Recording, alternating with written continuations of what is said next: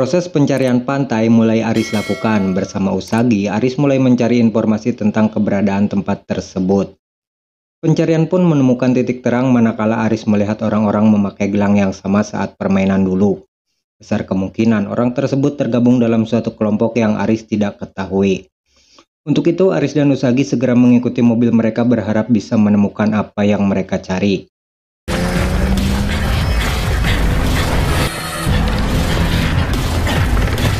Tiba di suatu tempat, Aris melihat sebuah rumah yang tampak besar dengan penerangan yang ada di sana. Seperti yang diketahui bahwa listrik di seluruh penjuru kota sudah tidak bisa digunakan lagi. Aris pun berpendapat bahwa itu adalah pantai, tempat yang selama ini dia cari. Saat sedang asik ngobrol, secara tiba-tiba seseorang menyekap Aris dan Usagi untuk kemudian mereka membawanya ke dalam tempat tersebut. なんで電気ついてんだろう。そこに答えがあるのかな。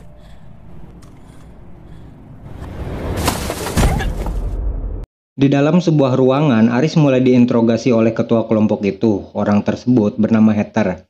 Kemudian Heather menjelaskan tentang asal mula pembentukan tempat itu. Tujuan dibentuknya tempat itu ialah tak lain untuk mengumpulkan semua kartu yang didapat setelah memenangkan permainan. Heather berpendapat bahwa kartu tersebut merupakan tiket untuk bisa keluar dari dunia ini. Namun begitu, semua itu hanyalah sebuah asumsi yang belum bisa dibuktikan kebenarannya. Karena selama ini belum pernah ada orang yang melakukan hal itu.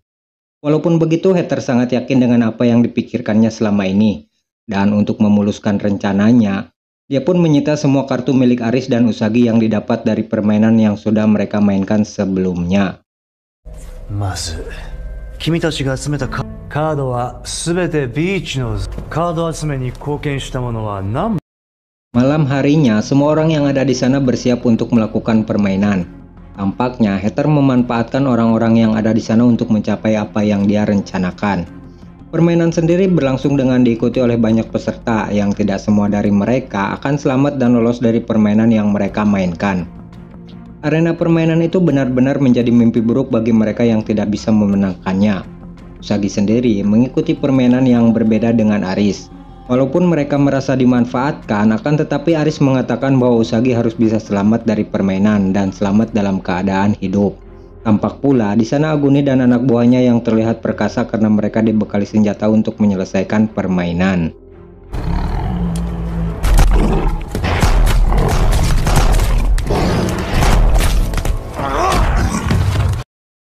Di tempat yang berbeda, Aris bersiap untuk melakukan permainan. Di tempat itu, dia bertemu dengan salah seorang peserta yang bermain dengannya pada permainan sebelumnya.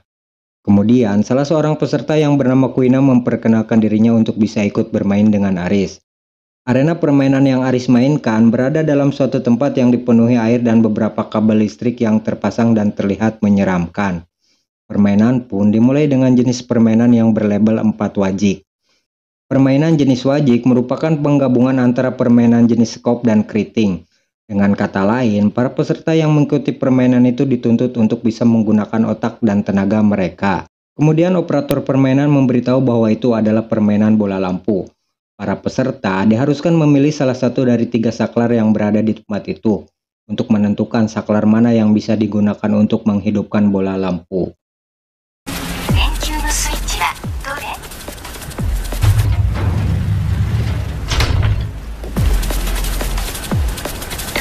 Walaupun terdengar itu adalah permainan yang mudah, akan tetapi aturan permainan ternyata tidak semudah apa yang para peserta pikirkan. Tak berselang lama, operator permainan menjelaskan tentang peraturan permainan. Pertama, hanya satu saklar yang bisa menyalakan lampu dan para peserta harus menebaknya. Kedua, para peserta hanya mempunyai satu kesempatan untuk membuka pintu saat memilih saklar yang benar. Artinya, jika saklar yang dibalik dan lampu menyala, maka itu adalah saklar yang benar. Dan para peserta bisa menjawabnya dan bisa selamat. Namun jika saklar yang dipilih tidak membuat lampu menyala, para peserta masih mempunyai satu kesempatan untuk mereka memilih satu dari 2 saklar lainnya. Dan jika masih salah, maka mereka semua akan mati di tempat itu. Artinya kesempatan mereka untuk tetap hidup pada permainan ini adalah 68%. Angka tersebut merajuk pada kemungkinan peserta untuk menjawab satu saklar yang benar, dengan percobaan sebanyak 1 kali jika mereka salah. Ketiga, saat pintu tertutup, peserta bisa dengan bebas mematikan dan menyalakan saklar. Dan yang keempat, Jika ada seseorang di dalam ruangan, maka pintu akan secara otomatis terbuka dan tidak bisa ditutup. Secara tidak langsung, master permainan mencegah para peserta untuk berbuat curang dalam permainan ini. Dengan adanya peraturan seperti itu, maka para peserta hanya mempunyai satu kesempatan untuk membalikan saklar guna mengetahui saklar mana yang benar-benar tepat. Dan satu peserta harus mewakili para peserta lainnya untuk menjawab pertanyaan dari permainan itu. Tidak hanya itu, para peserta juga harus berpacu dengan waktu untuk menjawab pertanyaan. Karena jika mereka tidak cepat mengambil keputusan, maka air di tempat itu akan naik dan menyentuh kabel. Itu artinya mereka semua akan mati terpanggang oleh arus listrik yang berada di sana. Hal tersebut dibuktikan dengan salah seorang peserta yang terpugu-pugu menyentuh kabel listrik hingga membuatnya mati di tempat itu.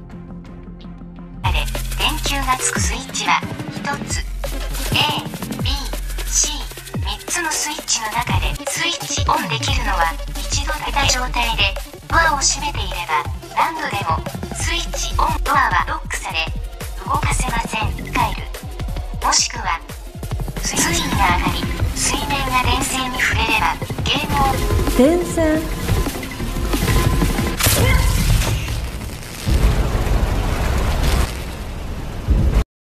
Terjadi perdebatan di antara para peserta yang mulai panik setelah mendengar penjelasan dari operator. Kemudian, salah seorang peserta yang bernama An yang merupakan anggota eksekutif pantai menyuruh Aris untuk menyelesaikan masalah ini, guna mengetahui kapasitas dia yang akan diuji untuk masuk ke anggota eksekutif pantai. Akan tetapi Aris tidak mempedulikan hal itu dan lebih memilih untuk fokus pada permainan kali ini. Untuk itu, dia akan mencoba memilih secara acak saklar yang benar dengan sedikit mengandalkan keberuntungan. Rupanya An sudah mengetahui jawaban dari pertanyaan itu, akan tetapi dia tidak mau memberitahu karena kekeh ingin menguji Aris. Peserta lain pun sempat dibuat jengkel dengan ulah An yang melibatkan mereka dengan urusan antara dirinya dan Aris. Merasa terdesak, Aris pun akan segera menentukan pilihannya untuk menjawab pertanyaan itu. Tapi lagi-lagi An mencegah dan menyuruh Aris untuk berpikir dahulu sebelum dia membuat keputusan. Aris, 本当にいいの？早くして！何やってんねん！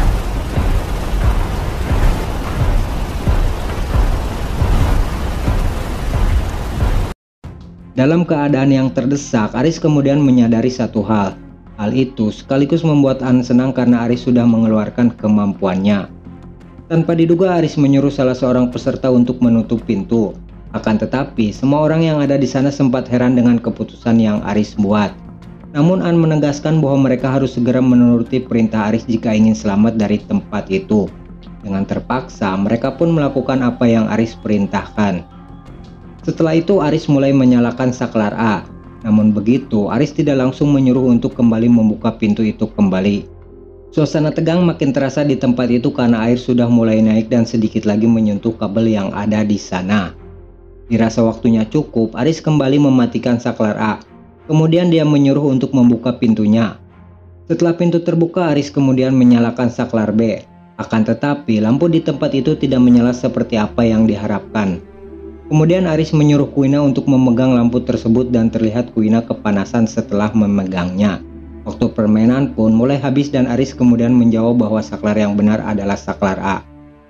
Berbarengan dengan itu, permainan pun berakhir dengan Aris yang menjawab benar pertanyaannya. Pia, congratulations. Lalu bagaimana Aris bisa tahu bahwa saklar yang benar adalah saklar yang A? Tenang, kita coba urai penjelasannya. Saat menyalakan saklar A sambil pintu tertutup, Aris sebenarnya belum mengetahui dengan pasti saklar mana yang merupakan saklar yang benar. Setelah itu, Aris menyuruh untuk membuka pintu dan menyalakan saklar B. Akan tetapi pada saat menyalakan saklar B, lampu di tempat itu tidak menyala. Kesempatan Aris untuk mengetahui saklar yang benar saat pintu terbuka habis sudah. Dengan kata lain, harapan Aris menjawab hanyalah antara saklar A dan saklar C. Saat itu, Aris menyuruh Kuina untuk memegang bola lampu dan Kuina pun kepanasan setelah memegangnya. Yang artinya lampu tersebut sempat menyala saat Aris menyalakan saklar A dengan posisi pintu tertutup. Dengan begitu, Aris mengetahui bahwa saklar A adalah saklar yang benar.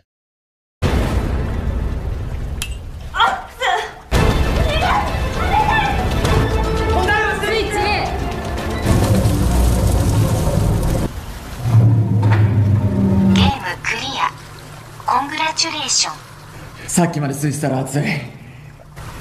電球は白熱球。しかも一度は目視で確認できる。ついてなかったら冷たい。Singkat cerita, Aris pun sudah kembali ke pantai dengan keadaan selamat. Di tempat itu, Aris melihat sekelompok orang yang terlihat pelontong dengan memegang senjata api. Tampak pula Aguni ada di sana yang merupakan ketua dari kelompok militan itu.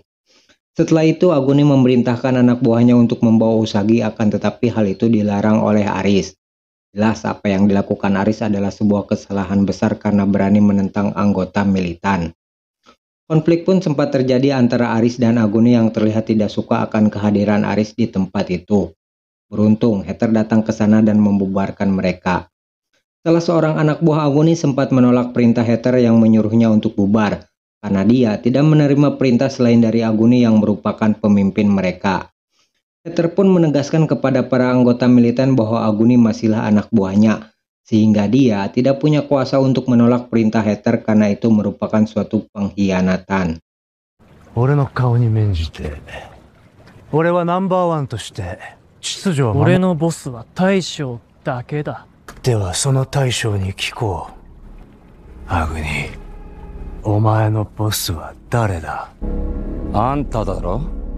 Untuk mempercepat rencananya, Heather mengumpulkan para anggota eksekutif untuk segera mendapatkan satu kartu terakhir, yaitu kartu 10 hati.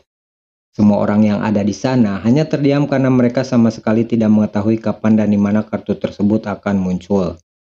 Lebih dari itu, permainan jenis hati adalah permainan yang paling menakutkan, seperti apa yang sudah Aris mainkan dengan mengorbankan teman-temannya. Tanpa diduga, Heather akan turun ke permainan untuk mendapatkan kartu 10 hati, karena pisahnya akan segera habis dalam beberapa hari lagi. 俺もそろそろビザを補充しておこう。注意しつつ、ハートの銃の出現を待とう。次のゲームに参加する。ハートの銃出現まで持久戦だ。百戦錬磨の俺がクリアしてやろう。 Merasa ada yang tidak beres, Aris berencana menyelidiki tempat itu untuk mencari tahu apa yang sebenarnya terjadi. Di luar suasana tempat itu yang tampak indah, ternyata di sana menyimpan sebuah fakta tentang para mayat yang dibiarkan tergeletak begitu saja. Kemudian salah seorang anggota eksekutif pantai yang bernama Cisinya menjelaskan bahwa itu adalah mayat para pengkhianat yang telah berkhianat kepada Heather. Hal tersebut tentu saja membuat Aris semakin yakin ada yang tidak beres di tempat itu. Setelah itu Cisinya mengajak Aris untuk berbicara dan mengungkapkan rencananya kepada Aris. Akan tetapi, tujuan Aris datang ke tempat itu hanyalah ingin tahu siapa master permainan dan akan mencari tahu siapa yang telah membunuh teman-temannya. Sisinya meyakinkan kepada Aris untuk bekerja sama tentang apa yang akan dia rencanakan.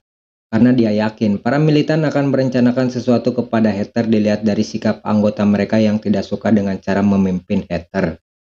Semua itu hanyalah tinggal masalah waktu sampai semua itu terjadi. Dan untuk mengantisipasinya, Cisinya akan mencuri semua kartu, setelah itu dia akan pergi dari tempat tersebut. 何を企んでる？俺はただ知りたいんだ。カルベと長太を殺した奴が誰なのか。俺の生きる意味はそれでいい。もういる意味がない。そうなるとここは頭の悪い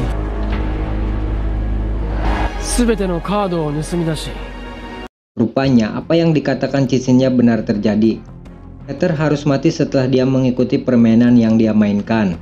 Hal itu tentu saja membuat semua orang yang ada di sana heran sekaligus tidak percaya. Setelah itu terjadi perebutan kekuasaan sepeninggal Heather untuk memimpin tempat itu.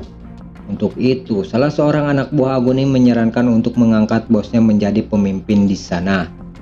Para anggota yang awalnya tidak setuju terpaksa mengikuti keinginan anak buah Aguni karena mereka ditodong dengan senjata oleh para anggota militan lainnya. Sepertinya memang terjadi sebuah konspirasi atas kematian Heather. Walaupun mereka menyadari hal tersebut, para anggota lainnya tidak bisa berbuat apa-apa karena mereka di bawah ancaman para militan. まあせいぜい今後の身の振り方考えて返事はしろって教わんなかったか？おいお前何ぼーっと立ってんだよ。彼が生きていたらこんなこと。うわ急に増えたね。でも死んでる。 Karena kekuasaan pantai telah berganti kepada orang lain, para anggota eksekutif melakukan sebuah ritual pembukaan amplop sebagai tradisi di tempat itu. Amplop itu sendiri berisi sebuah rahasia yang hanya diketahui oleh pemimpin pantai. Cisinnya yang sudah memprediksi kematian Heather dengan cepat segera melaksanakan rencananya untuk mencuri amplop yang telah dibuka itu. Sebagai eksekutornya, Aris akan menjalankan rencana tersebut. Sementara itu, Kuina dan Usagi akan mengawasi Aris di luar. キーの番号当てはある。了解。金庫の前に着いたらお伝えするよ。うさぎちゃんとクイナは見張りをよろしく。 Rencana pun dimulai dengan Aris yang menyelinap masuk ke kamar Aguni. Di tempat itu, dia disuruh mencari sebuah berangkas tempat menyimpan kartu yang dimaksud. Setelah menemukan berangkas, Aris kemudian memasukkan kode dari cisinnya dengan melihat sebuah tulisan pada cincin Heather yang membentuk sebuah angka. Namun, alangkah terkejutnya Aris bahwa kode tersebut bukanlah kode yang benar sehingga hal itu memicu alarm yang ada di sana. Tanpa Aris duga, ternyata dia dijebak oleh cisinnya yang mengatakan kepada Aguni bahwa Aris telah mencoba untuk mencuri kartu di tempat itu. 土屋開かない。ずいぶん堂々と入り込んじゃってまあ。なんで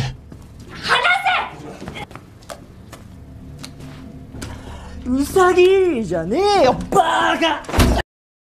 Akibat dari perbuatannya, Aris kemudian dibawa ke suatu tempat dengan tangan dan kaki yang terikat. Sementara itu, Annie yang merupakan seorang ahli forensik mengetahui fakta tentang peluru yang bersarang di tubuh Heather.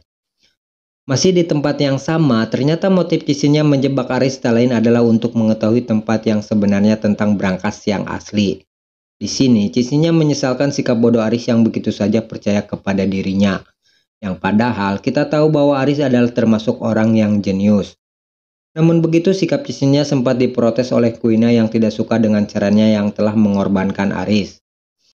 普通のセキュリティボックスに入れるわけないよね。アリス君も頭がいいんだか悪いんだか。じゃあ本物の金庫はどこにあるの？あの子をそのために利用したってこと？あった。あんたみたいな人マジで敵に回したくない。 Di sisi lain kita melihat Usagi yang dibawa dan akan digarabah oleh anak buah Aguni. Akan tetapi, perbuatan orang itu sempat terhenti oleh suara alarm yang berbunyi di tempat itu. Rupanya tempat tersebut telah menjadi sebuah arena permainan untuk orang-orang yang ada di sana. Dan yang lebih menarik, ternyata permainan itu berlabel 10 hati. Kartu terakhir yang mereka cari selama ini. Lantas bagaimana aturan permainan itu? Apakah Aris akan ikut dalam permainan kali ini? Atau dia akan menjadi korban dalam permainan kali ini? Jangan kemana-mana, tetap di DIY. 出るな。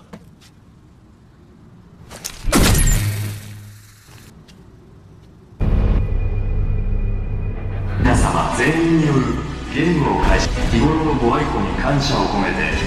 カードの10。ハートの10。ついに出会う。